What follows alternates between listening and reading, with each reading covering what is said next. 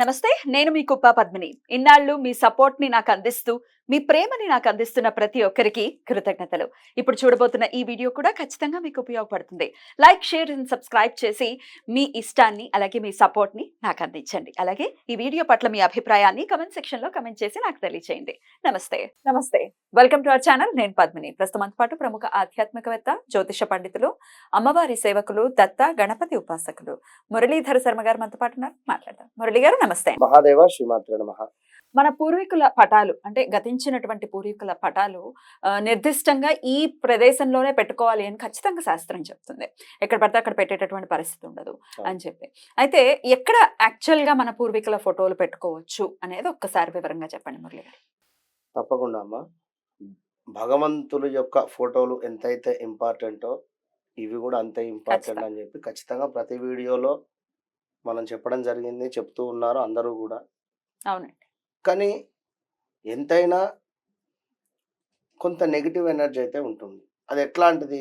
ఇప్పుడు ఒక మనిషి జరిగిపోయి ఉన్నాడు, తాను వేసుకునేటువంటి బట్టల, లేదా తను ఎంతో ఇష్టపడేటువంటి వస్తువులు కావచ్చును, లేదా తను శయనించేటువంటి ఆ యొక్క పడక అయినా కూడా, అంటే మంచం కానీ, ఆ యొక్క దుప్పటి కావచ్చు, ఇవి ముట్టుకోవాలంటే ఖచ్చితంగా ఏదో ఒక భయం అవుతుంది అన్నమాట. అంటే మనం వేరు, ఇంట్లో జరిగిపోయాము, మనకు అదొక ప్రేమ, అది వేరు మనది.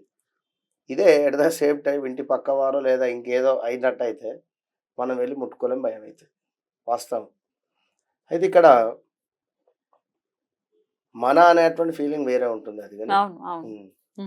కనుక ఇక అసలు వీరి ఫోటోలు గోడలు ఎక్కడ నేను కొన్ని చోట్ల చూస్తూ ఉంటా. ఎంటర్ కాగానే ఇంట్లో హాల్లోనే పెద్ద ఫోటో పెట్టేస్తారు కనబడేటువంటి విధంగా. ఓకే, పెట్టుకోండి, మీరు పెట్టుకోవడం కాదు, సంతోషమే. కానీ దానివల్ల ఏమైందంటే ఇంట్లో ఉండేటువంటి వారి మీద కాస్త నెగిటివ్ ఎనర్జీ ఉంటుంది. విన్నారా? హెల్త్ ఇష్యూస్ కావచ్చు కొన్ని. ఇప్పుడు ఒక మనిషి ఒక రూమ్లో జరిగిపోయినట్టయితే ఆ రూమ్ తాళం వేసి మనకు కొన్ని నక్షత్రాలు ఉంటాయి, దుష్ట నక్షత్రాలలో జరిగిపోయినట్టయితే ఆ తాళం అదేంటి, ఆ రూమ్ ఎట్లయితే ఉందో అట్నే క్లోజ్ చేసేసి డోర్ పెట్టే దాఖలాలు కూడా ఉంటుంది కొన్ని చోట్ల. 1 ఇయర్ తర్వాత కానీ 6 నెలల తర్వాత కానీ ఆ రూమ్ ఓపెన్ చేసి అంతా శుభ్రపరచుకొని అందులో ఉదక శాంతి పెట్టుకొని ఉంటాం. కనుక ఈ ఫోటో ఏదైతే ఉందో మనకు ఎప్పుడైతే మనం ఇంటి నుంచి బయటికి వెళ్లే సందర్భం కానీ సింహద్వారానికి ఎదురుగా పెట్టకూడదు. వారి యొక్క ఫోటోలను మేకులు కొట్టేసి గోడకు పెట్టకూడదు. విన్నారా? రెండవది, ఇంట్లో కొందరు పూజా మందిరంలో దేవుళ్ళ ఫోటోలతో సమానంగా కూడా వీరి ఫోటోలను పెడుతూ ఉంటారు. దేవుడి మందిరంలో పెట్టుకుంటూ ఉంటారు. విన్నారా? అలా కూడా పెట్టుకోకూడదు. ఎందుకంటే భగవంతుడు వేరు. వాస్తవానికి వీరు చనిపోయిన తర్వాత మన మనసులో భగవంతుడితో సమానం అనుకుంటామో మరొకటైనా, అది వేరు, ఇది వేరు. ఎందుకంటే వారికి ఉత్తరాయణము దక్షిణాయనము అంతా ఒక ఉదయం పొద్దునతో సమానం, భగవంతుడితో సమానం. విన్నారా? మనకు అది 6 నెలలు. విన్నారా?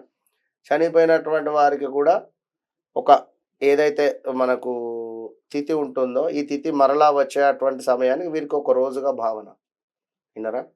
ఇట్లా డివైడ్ అయి ఉన్నవి కనుక మనం దేవుళ్ళకు సంబంధించి అభిషేకాలు ఉంటవి, వారి ఫోటోలను తుడుచుకోవడము, బొట్టు పెట్టుకోవడం, ఇవన్నీ ఉంటాయి, నివేదన చేయడాలు ఇవన్నీ ఉంటాయి. అయితే అమావాస్య రోజు మాత్రము విశేషంగా ఈ ఫోటోలను తీసుకొని శుభ్రపరచుకొని చక్కగా వైష్ణవ సంప్రదాయం కానీ శైవ సంప్రదాయం కానీ ఇట్లా ఉండేటువంటి వారికి అడ్డబొట్ట పొడుగు బొట్ట ఎట్లా వీలుంటే అట్లా చక్కగా గంధంతో కానీ భస్మంతో కానీ బొట్టు పెట్టేసిన తర్వాత ఆ యొక్క ఫోటోలకు దీపారాధన చేసి, కుదిరితే తర్పణాలు విడిచేసి అమావాస్య రోజు వారికి నచ్చినటువంటి ఆహారం ఆ యొక్క ఫోటోల ముందు పెట్టండి. అయితే ఈ ఫోటోలు ఎక్కడ ఒక చెక్క లాంటిది ఏర్పాటు చేసి దాని మీద ఈ యొక్క ఫోటోలు పెట్టేటువంటి ప్రయత్నం చేయండి. ఎప్పుడు అమావాస్య రోజు. మిగిలిన రోజులలో మామూలుగా ఏదైనా కబోర్డ్లో కానీ లేదా ఇటు సెల్ఫ్లలో కానీ పెట్టేసుకుంటే సరిపోతుంది. విన్నారా? హాల్లో ఆపోజిట్ డైరెక్షన్లో కానీ, అంటే మనకు ఎదురుగా కానీ ఎవరైనా వచ్చి కూర్చునేటువంటి సందర్భంలో కానీ ఉండకుండా చూసుకునేటువంటి ప్రయత్నం చేయండి. ఇంకా కూడా వీరి ఫోటోలను నైరుతిలో పెట్టుకోవాలి అని చెప్పి చెప్తూ చెప్తాం. ఉంటారు. ఇంకొందరు మరణించిన వారి ఫోటోలకు ఈ యొక్క జీవించుండేటువంటి ఫోటోలు కూడా కలిపి పెట్టేస్తూ ఉంటారు. సరే వారి ప్రేమ ఆనందం. అంటే కలిసి ఉన్నప్పుడు వాళ్ళు దిగిన ఫోటోలు పెద్ద పెద్ద పటాలుగా చేసుకొని పెట్టుకుంటారు. పెట్టుకుంటారు ఒకటి. రెండోది నేననేది ఇప్పుడు వారు మరణించినటువంటి సమయానికి ఫోటో లేదు. అయ్యో! ఇప్పుడు ఒక వివాహం జరిగింది.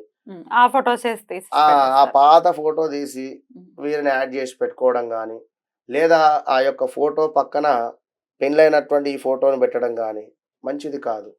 ఇంట్లో కలహాలు ఏర్పడేటువంటి ఛాన్సెస్ ఉంటవి. విన్నారా? అదేవిధంగా ఇంట్లో పూజా మందిరంలో గూడా దేవతార్చనతో సమానంగా ఈ యొక్క ఫోటోలు పెట్టినా కూడా కొంత నెగెటివ్‌తో పాటుగా కలహాలు ఏర్పడేటువంటి పరిస్థితి ఉంటుంది. చివరగా మరి ఉత్తరం వైపుగా ఈ యొక్క ఫోటోలను పెట్టినట్టయితే హ్మ్. మంచి ఫలితం ఉంటుంది. ఓహ్! అంతే. కేవలం ఉత్తరంలో. ఉత్తరం వైపుగా ఏదైనా ఒక కబోర్డ్ లాంటిది గానీ, లేదా ఒక సెల్ఫ్ గానీ, హ్మ్. లేదా ఒక చెక్కతో చేసినటువంటిది ఏదైనా ఒకటి ఏర్పాటు చేసుకొని అక్కడ హ్మ్. పెట్టేటువంటి ప్రయత్నం చేయండి. హ్మ్. మరి కేవలం ఇక్కడ అమావాస్య అనేటువంటిది ఎంతో ప్రీతి. విన్నారా? కనుక ఆ అమావాస్య రోజు నాడు చక్కగా గూడా ఆ ఫోటోలను తీయాలి, శుభ్రపరచుకోవాలి, నివేదన చేయాలి. ఏదైనా ఒక స్టూల్ గానీ, టీపాయ్ గానీ పెట్టేయాలి. చక్కగా నివేదన చేసేసి, మరలా తెల్లారి దాని ప్లేస్‌లో అది పెట్టేసేయండి. ఇప్పుడేం జేయాలి అమావాస్య తెల్లారి? ఇంట్లో ఉండేటువంటి పూజా మందిరంలో క్లీన్ చేసి. విగ్రహాలన్నీ కూడా క్లీన్ చేసుకొని చక్కగా కూడా అప్పుడు మనము ఇద్దరికీ కూడా న్యాయం చేసినటువంటి వారం అవుతాం. ఏదో తిథి వచ్చింది గుళ్ళోకి ఈ యొక్క బియ్యం, పప్పు, కూరగాయ, చల్ల తీసుకొని వెళ్ళామా, ఇచ్చామా అయిపోయింది కథం. ఆఫీస్ టైం అయితుంది వెళ్ళిపోవాలి. మీ గుడికొచ్చిన వాళ్ళు కూడా అంటుంటారా? విన్నారా? అంతే స్వయం కదా! పాకానికొచ్చిన ఆ! వాళ్ళు. అంటే హ్మ్. వారు అంత బిజీ ఉండేటువంటి వారు. సరే ఇక్కడ ఎవరిని ఒక మాట అనేటువంటిది కాదు గానీ ముందు శ్రద్ధ అనేది ఇంపార్టెంట్ అండి. ముందు కదండి. ఆ! శ్రార్థం అనేదే శ్రద్ధ అనే పదం నుంచి వచ్చిందని ఖచ్చితంగా చెప్పుకోవచ్చు. అవును.